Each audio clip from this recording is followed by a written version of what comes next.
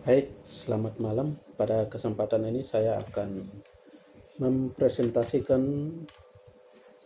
materi cloud computing, yaitu mengenai implementasi cloud computing untuk mendorong pertumbuhan bisnis pada PT Bodinit Internasional Indonesia.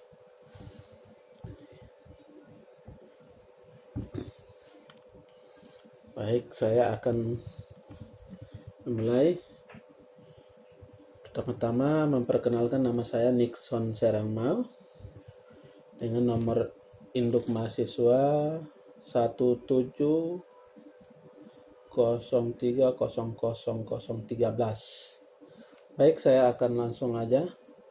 Salah satu topik terhangat informasi dan communication technology atau teknologi informasi dan komunikasi saat ini adalah cloud computing. Teknologi cloud computing dihadirkan sebagai upaya untuk memungkinkan akses sumber daya dan aplikasi dari mana saja melalui jaringan internet,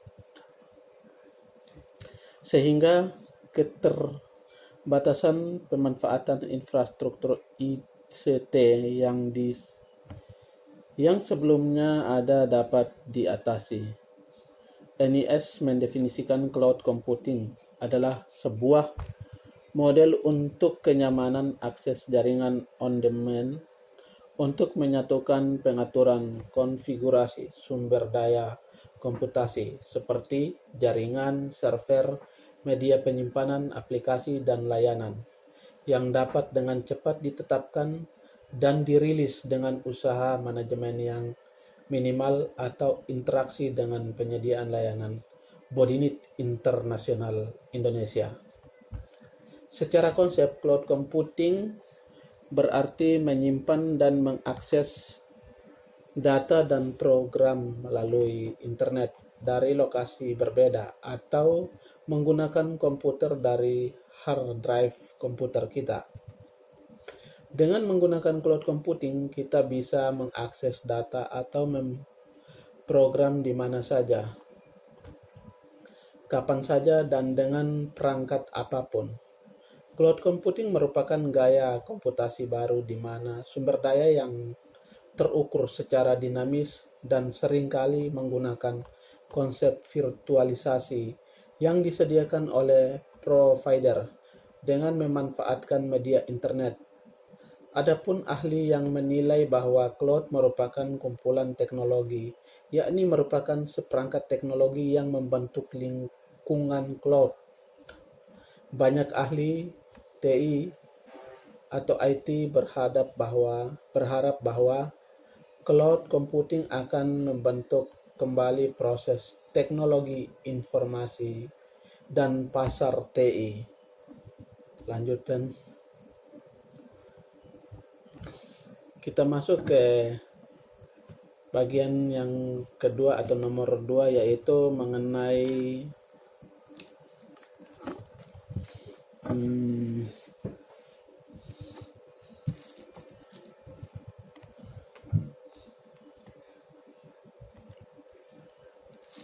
jurnal. Mengenai jurnal, di sini ada 5 jurnal yang saya ambil untuk mempresentasikan, yaitu yang pertama adalah judul jurnal tentang penelitian cloud computing solution ITC dengan nama pengarang Ahmad Asari dan Heri Setiawan pada tahun 2011 bulan Oktober. Hasil penelitiannya adalah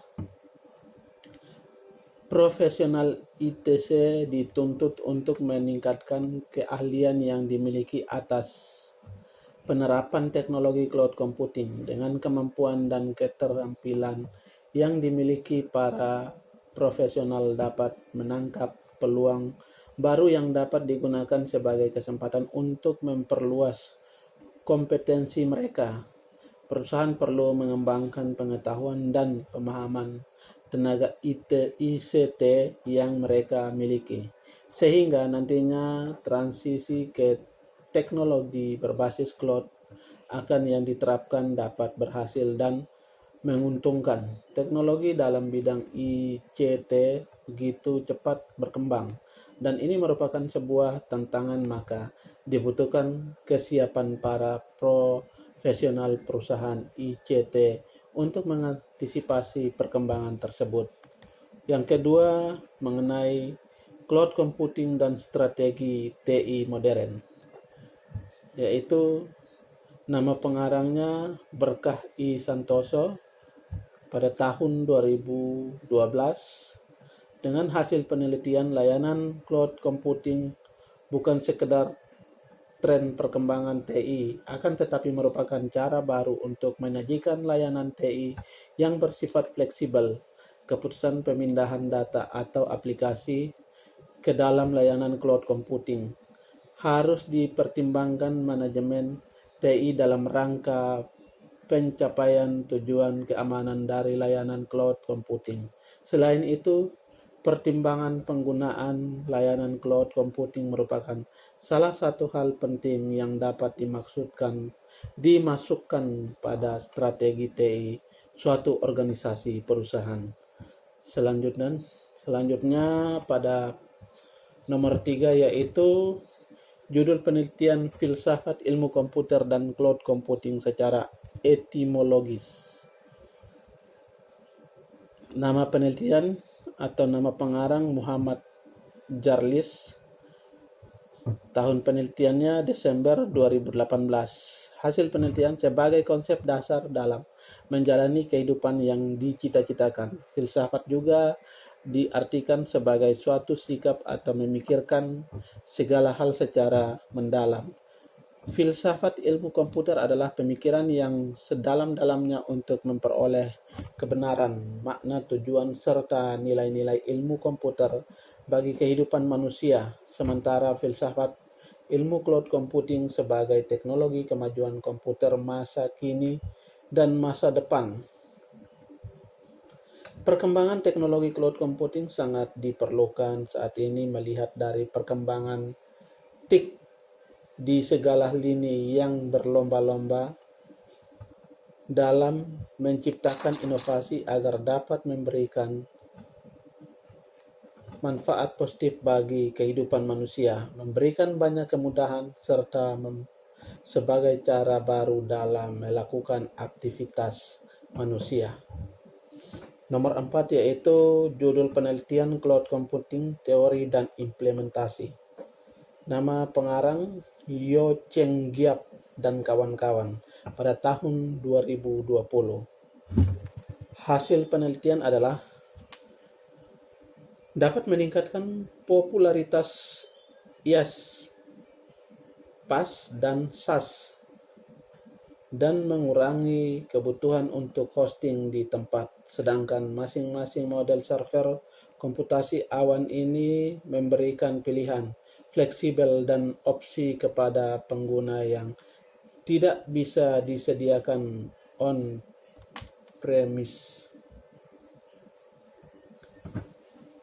Nomor 5 yaitu judul penelitian perbandingan cloud computing Microsoft OneDrive, Dropbox, dan Google Drive. Nama pengarang Irwan Agus, Fitriana Destiawati, dan Heri Dika. Tahun penelitiannya pada tahun Agustus 2019. Hasil penelitian berkembang konsep internet computing pada fase keempat. Pengguna bisa mengakses informasi dari PC ke server melalui internet. Hal ini dilanjutkan dengan fase kelima berupa konsep grid computing. Terakhir baru fase ke-6 muncul konsep cloud computing, ketika pengguna bisa mengakses informasi melalui layanan cloud.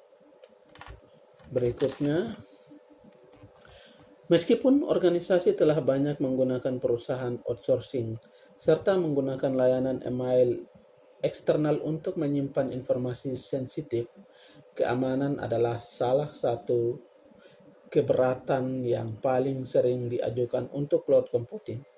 Para analis dan perusahaan yang skeptis menanyakan Siapa yang dapat mempercayai data penting mereka di luar sana?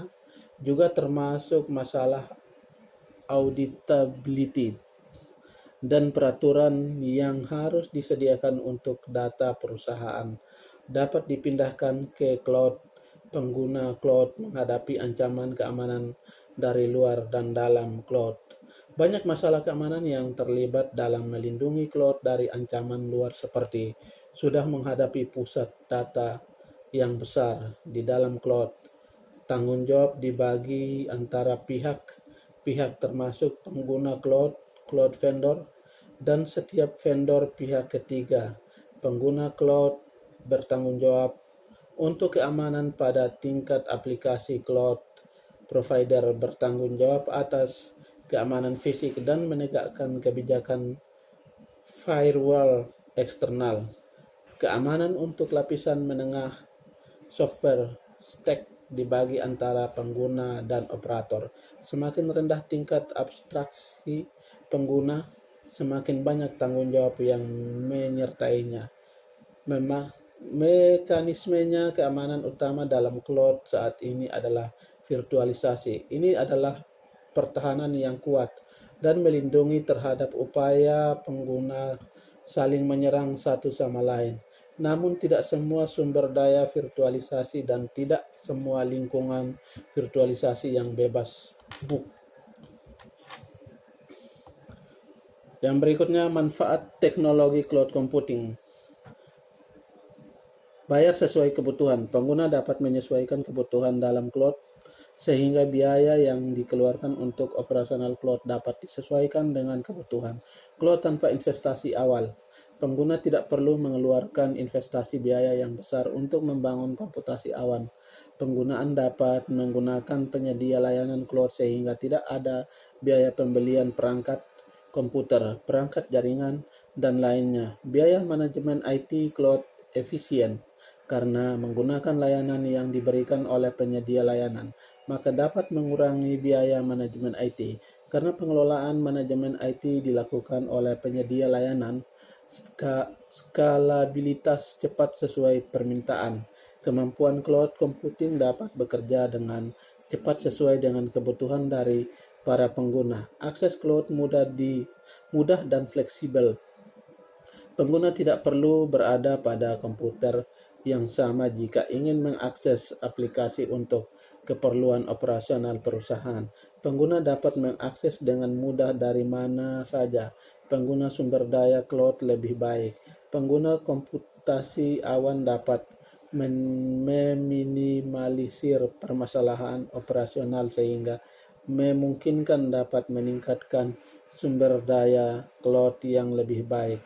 Berbagai sumber daya, para pengguna dapat melakukan berbagi sumber daya ke sesama pengguna lain, misalnya menggunakan server virtual bersama-sama. Sekian presentasi dari saya. Jika lebih dan kurangnya saya mohon maaf. Terima kasih.